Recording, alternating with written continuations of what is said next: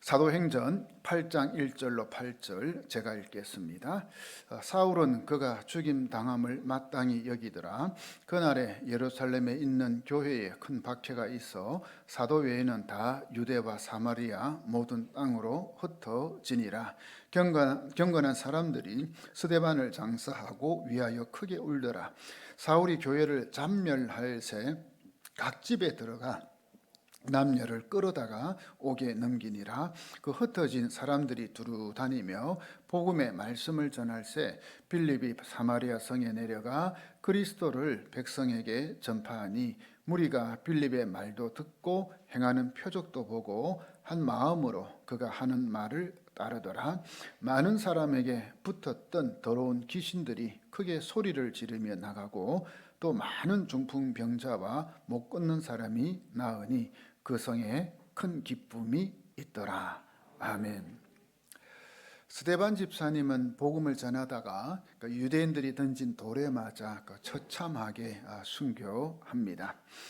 우리의 고개를 숙이게 하고 또 놀라게 한 것은 스데반 집사님이 그런 최악의 상황에서도 이 천사의 얼굴을 했다는 것입니다. 이 천사의 얼굴.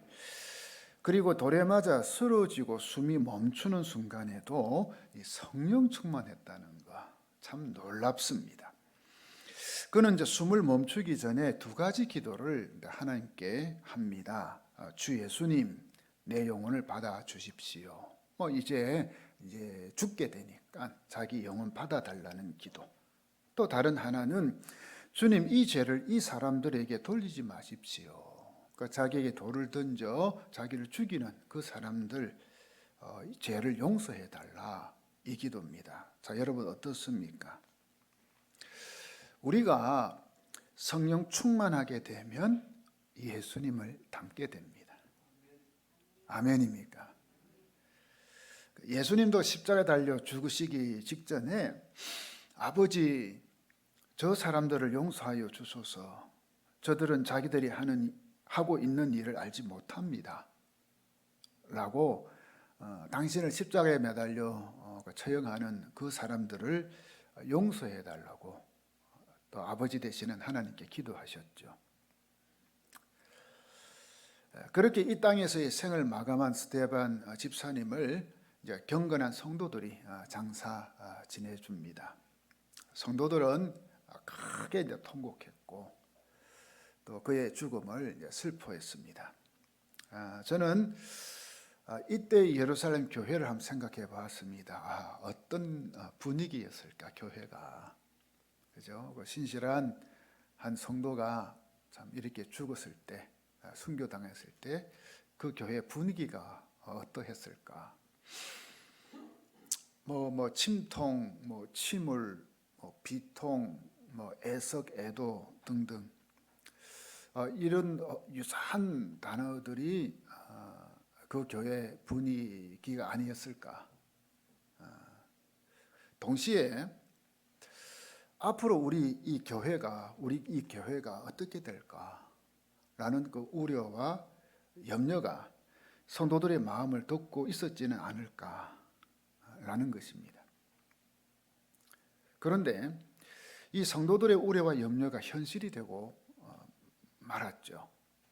그 1절 말씀을 보시면 사울은 그가 죽임당함을 마땅히 여기더라. 스데반 집사가 죽는 거 말했죠. 그 다음에 그날에 예루살렘에 있는 교회에 큰 박해가 있어 사도 외에는 다 유대와 사마리아 모든 땅으로 흩어지니라.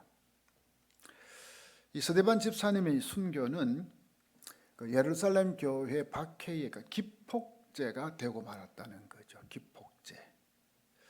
이 순교의 결과가 더 좋은 쪽으로 나오지 않고 더 안 좋은 쪽으로 나온 것입니다. 보통 우리가 한 분이 순교하게 되면 그 순교를 통해서 교회에 부흥이 일어난다든지 여러 가지 변화가 일어난다든지 이러면 좋겠는데 그게 아니고 안 좋은 쪽이었다는 거죠. 우리는 가끔 이런 역설을 보게 됩니다. 주님을 위해 내가 희생했는데 이 대가가 없는 거 있죠. 아무런. 또 주님을 위해 수고했는데 그 결과는 더 안 좋게 나오는 거 때로는 있는 것 같아요. 그죠? 열심히 수고하고 희생했는데 오히려 결과가 안 좋은 거 있죠. 이때 우리는 당황하게 됩니다. 사실 당황되죠. 이 믿음으로 살았는데 근데 그 결과가 비참해요. 안 좋아요. 이 스데반 집사님이 복음을 전하다가 순교했는데 그것을 계기로 예루살렘 교회의 박해가 더 심하게 밀어닥쳐 왔다는 거죠. 뭐 누구든지 이 박해와 고난을 좋아할 사람은 없는 것 같습니다. 그죠? 아무도 없어요.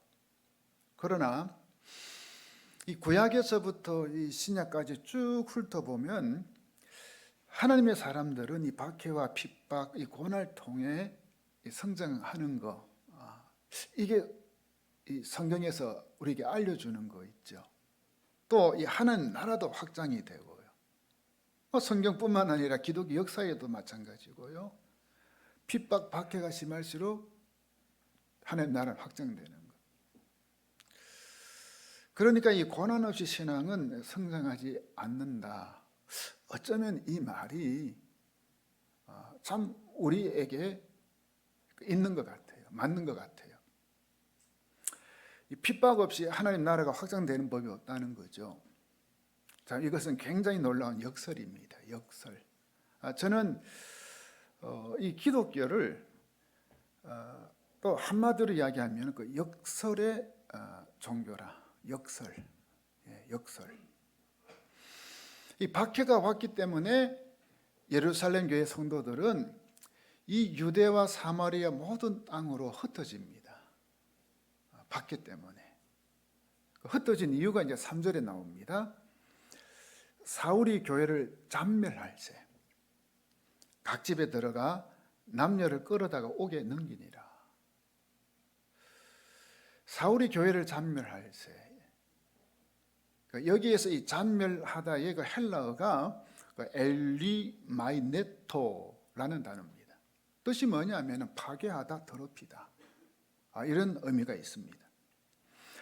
시편 80편 13절에서는 이 단어를 그 야생동물의 파괴 행위를 묘사하는 것으로 언급하고 있습니다.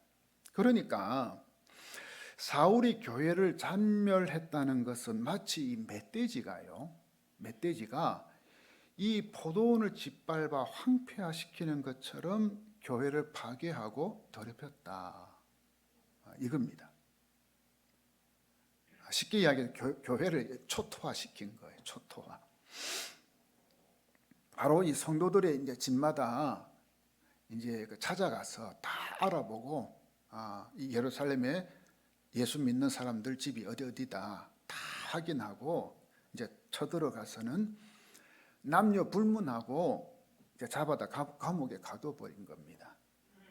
그래서 예루살렘 교회 성도들은 이제 사도들만 남기고 다 유대와 사마리아 여러 지역으로 이제 흩어지고 쉽게 이야기하면 피신 간 거죠. 피신. 자, 그렇게 돼 완전히 초토화돼 버렸습니다. 그런데 여기서 이 눈여겨 보아야 하는 것은 이 사도들은 예루살렘에 남았다는 거예요. 이 사도들은 남았다. 왜 남았을까요? 여러 가지 이제 신학자들 견해가 있지만 가장 설득력 있는 것은 교회를 지키기 위해 생명을 불사하고 떠나지 않았다. 사도들은. 그 6.25 전쟁 당시 북한 인민군이 이제 밀려온다는 소식을 듣고도 피난 가지 않고 교회를 지킨 목사님들 또 장로님들이 계셨다 하는 거 우리 기독교 한국 기독교 교회 역사에 보면 나옵니다. 그 성도들 보고는 다 이제 피난 가라고 그렇게 일러놓고 당신들은 이 하나님의 교회를 지키기 위해서 떠나지 않는 그런 목사님들, 장로님들. 사도들이 그와 같았던 거죠. 사도들이. 사실 이 사도들은 그 예수님께서 그 체포당하실 때 다 도망간 비급자들이었잖아요. 특별히 베드로는 어린 계집 여종 앞에서 예수님 모른다고 3번이나 부인한 그 배반자였고요. 그런 그들이 이제는 죽을 것을 각오하고 떠나지 않는 거예요. 끝까지 교회 지키겠다. 그게 왜 이랬을까? 다른 것으로는 답이 없죠. 성령 충만이기 때문에. 성령 충만입니다. 그리고 이 유대와 사마리아 모든 지역으로 흩어진 성도들은 사실은 그 헬라파 그리스도인들로 보고 있습니다. 제가 지난주에 말씀드렸죠. 예루살렘 교회 안에 유대파 그리스도인, 헬라파 그리스도인이 있다. 그죠? 그러니까 디아스포라, 여러 지역에서 오신 분들. 그러니까 그분들이 이제 흩어졌다. 이렇게 봅니다.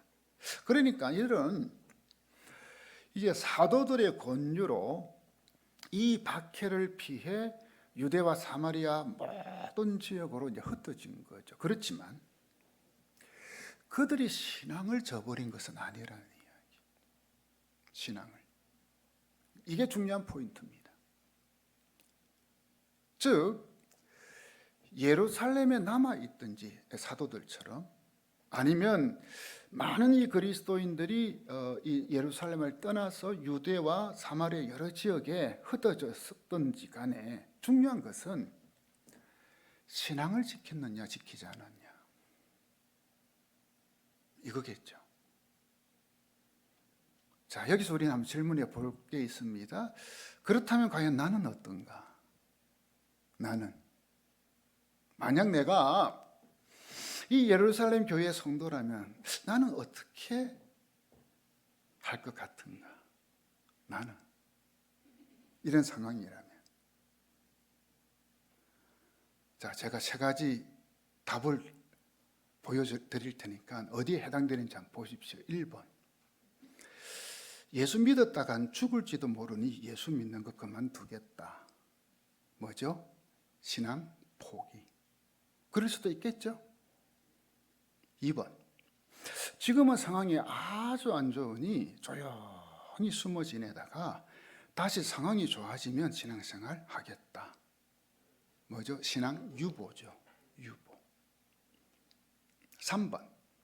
예수님이 나를 구원하시기 위해 십자가에서 죽으셨는데 그리고 내가 예수 믿다가 죽으면 영원한 천국에 가는데 끝까지 신앙을 지키겠다. 그러니까 신앙 사수이죠. 그죠? 자, 여러분은 몇 번에 표시할 것 같아요? 1번입니까? 2번입니까? 3번입니까?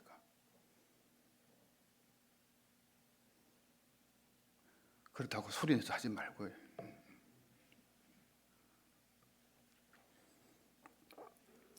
이 정도는 아니더라도 예수 믿는 신앙 때문에 뭐 이 물질적인 손해 혹은 뭐 직장에서 아니면 사업상 뭐 불이익을 당하게 된다면 여러분 어떻게 할 것 같습니까? 그런 경우 뭐 이 정도는 아니라도 우리 현실적으로 이야기해서 결국 우리의 신앙이 진짜인지 가짜인지 분별할 수 있는 것은 이 고난 혹은 핍박 혹은 시험 당할 때 그때가 아닌가. 검이 진짜인지 가짜인지 확인할 수 있는 방법은 그 용광로, 그죠? 그 용광로에 넣어보면 알잖아요. 진짜 금은 그 뜨거운 불에도 그저 끄떡없이 그대로 있어요. 오히려 더 순금이 되죠. 근데 가짜 금은 어떻게 돼요? 흔적도 없이 사라져 버려요. 없어요. 그죠? 이 그리스도인도 마찬가지인 것 같아요.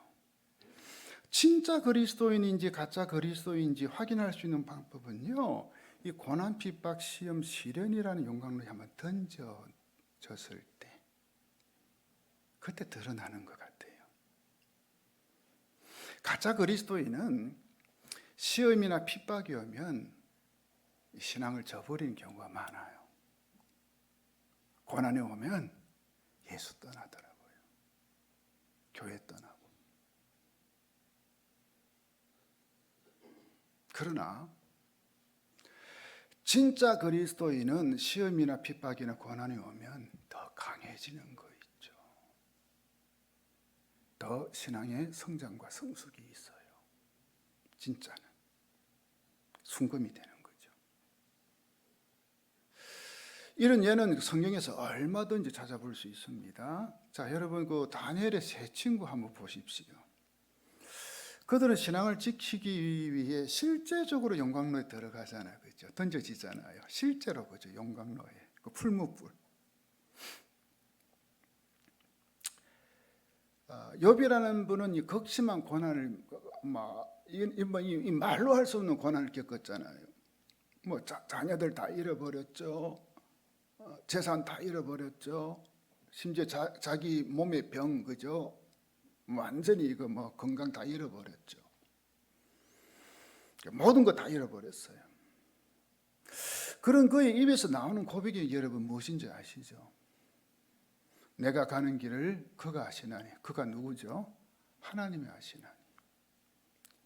하나님이 나를 단련하신 후에는 내가 순금같이 되어 나오리라. 순금이 나와요.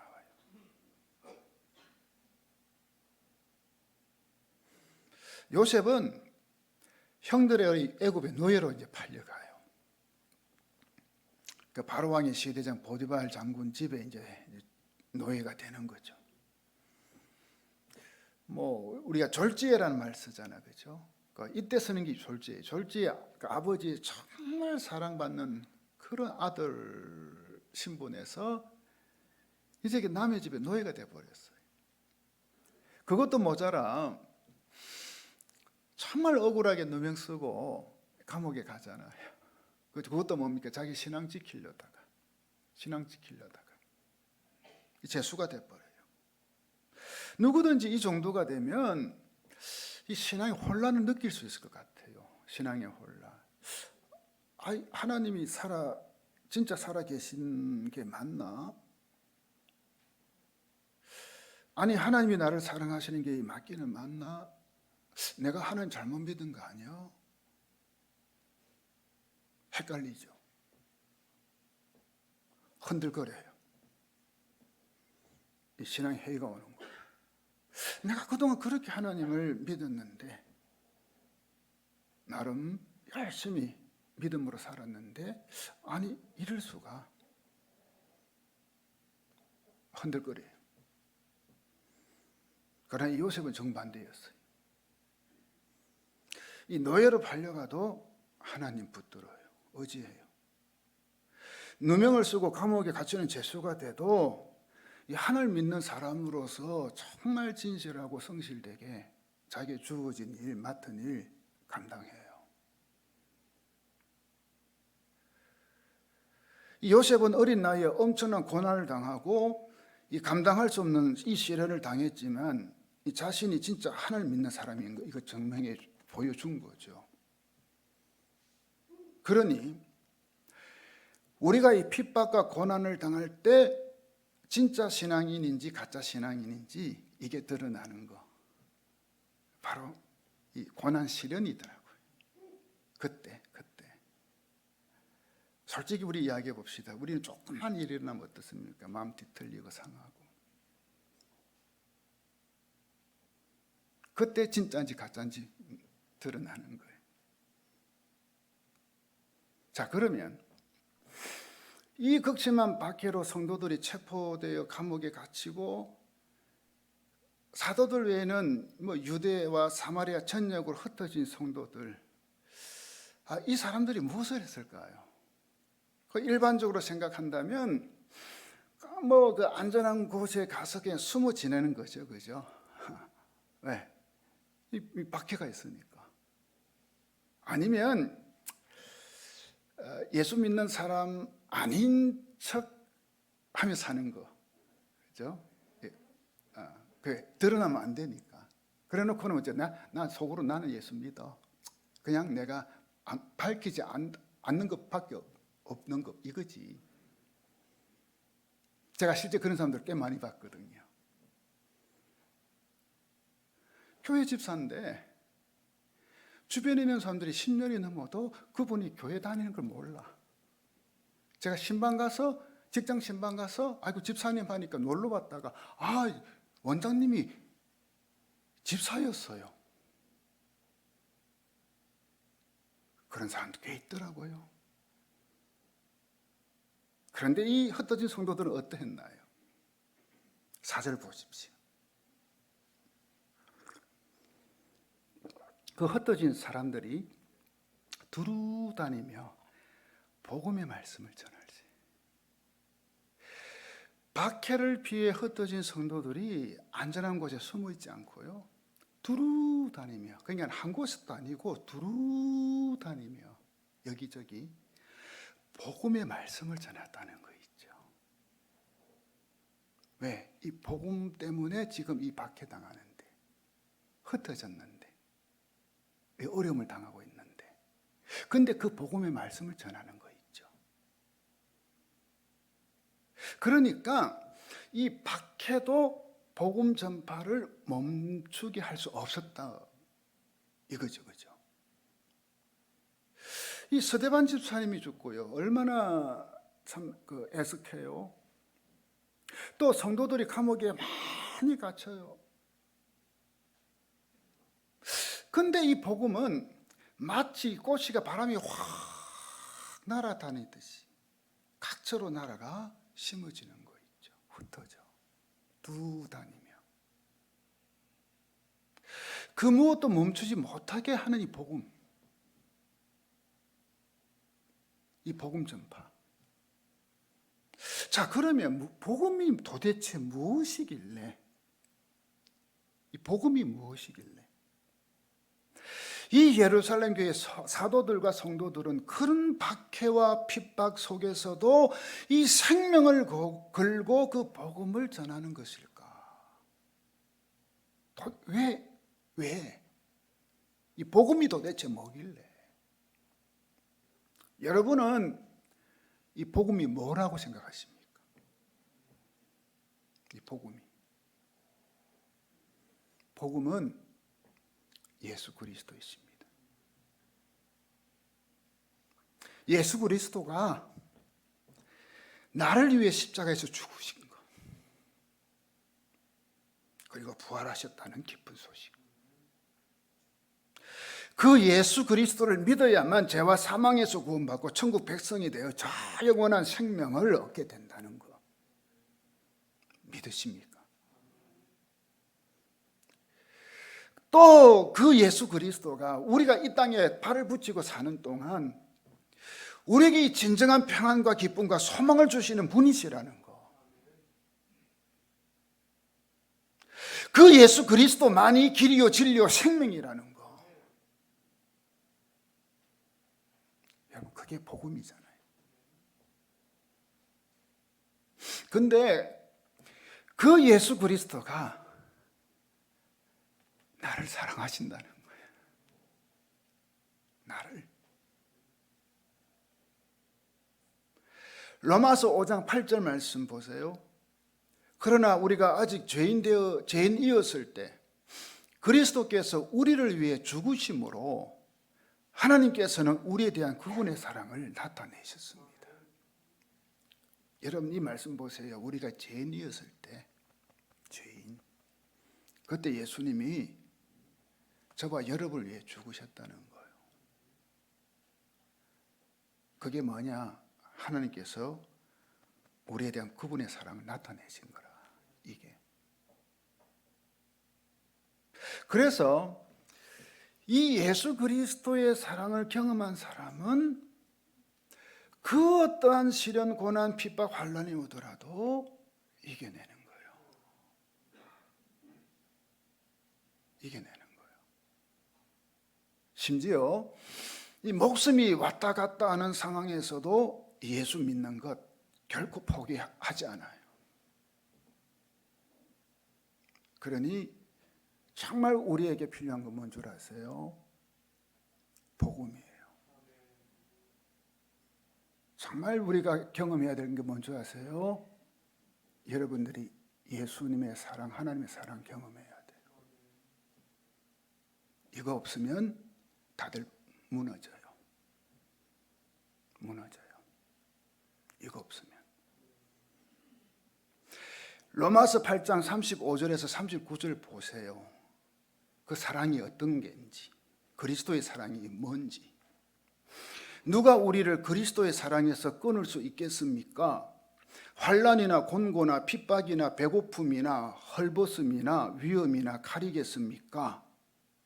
기록되기를 우리가 종일 주를 위해 죽임을 당하며 도살할 양같이 여김을 받았다라고 한 것과 같습니다. 그러나 이 모든 일에 우리를 사랑하시는 분으로 인해 우리가 넉넉히 이깁니다. 내 안에 예수의 사랑이 있으면 이기는 거예요. 그 어떤 것도.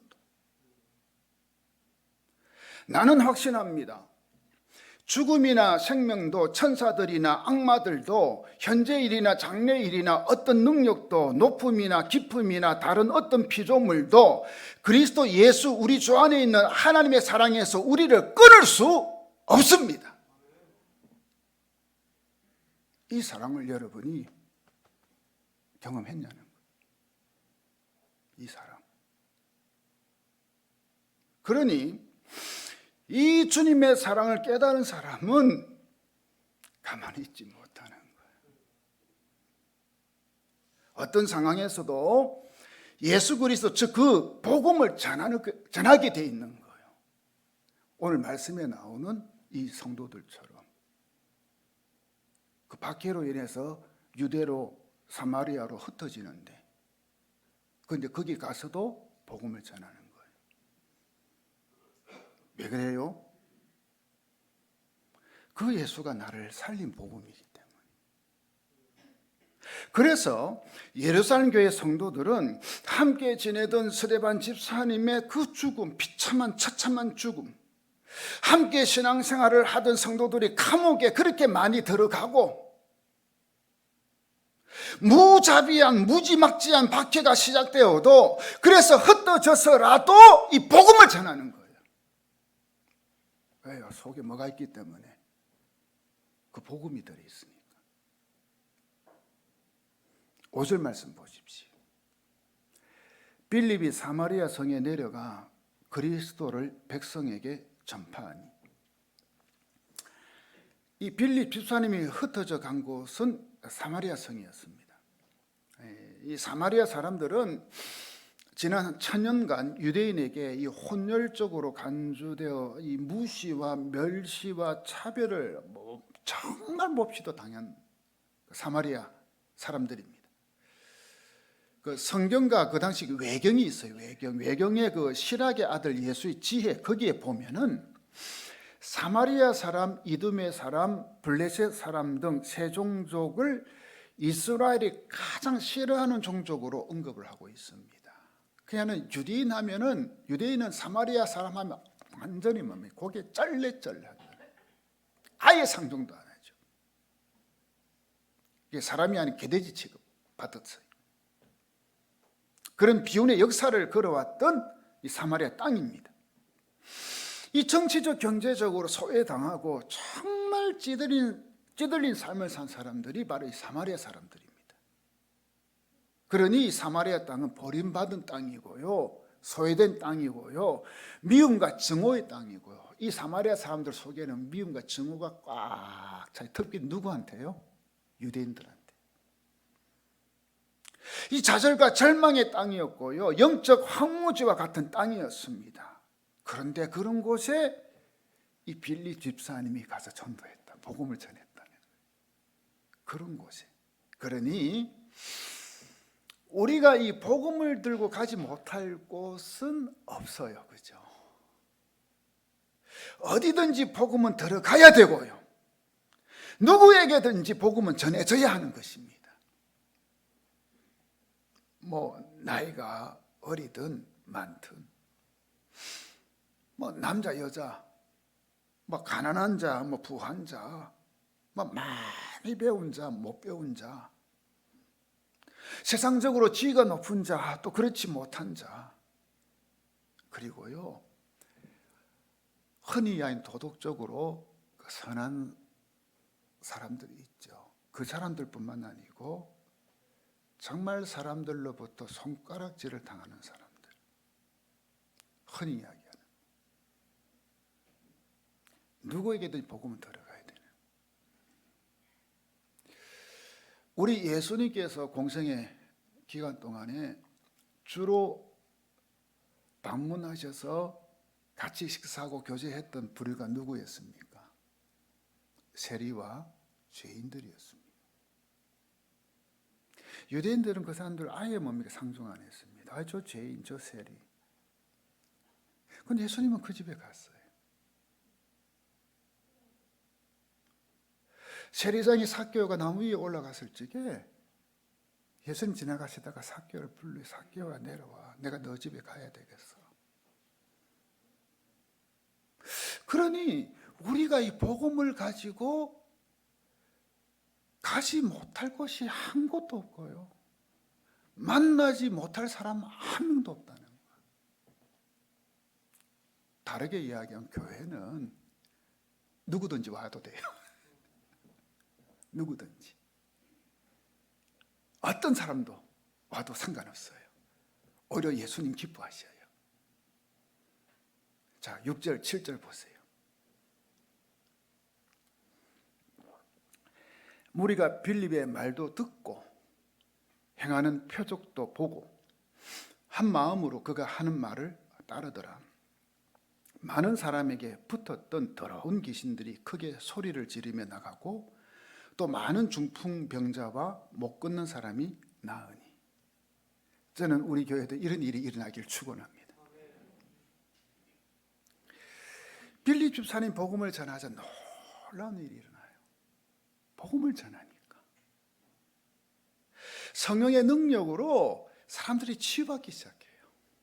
병이 나아요. 귀신 들린 사람들이 그 안에 있는 그 귀신들이 쫓아 나가버려.